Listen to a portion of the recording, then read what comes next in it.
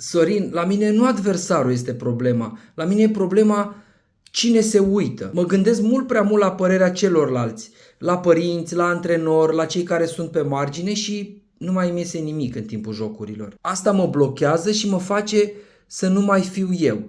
Asta am auzit zilele trecute de la un client de-ai mei, un tânăr sportiv de mare perspectivă, care din păcate nu reușește să depășească acest blocaj.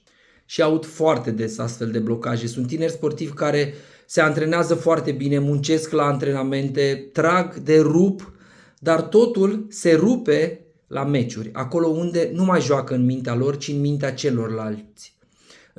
Încep să își facă scenarii, să se gândească ce gândește antrenorul de pe margine, ce gândește tati din tribună sau mami uneori și efectiv nu le mai iese nimic în timpul jocurilor. Și realitatea este că pierd fix secunda aia când trebuiau să fie pe fază și apoi se spune ai ieșit din joc, nu mai erai prezent în joc. Și este adevărat.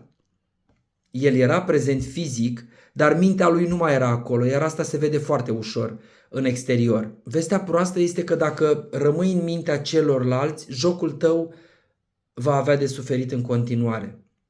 Vestea bună este că lucrând cu un mental coach poți regla acest blocaj. Îți poți muta atenția pe ce controlezi, nu pe ce gândesc alții despre tine. Și îți poți construi împreună cu mine o rutină scurtă care să te readucă foarte repede în momentul prezent. Și vom lucra pe un mindset clar în care joci pentru tine, nu pentru validarea externă a celor din jur.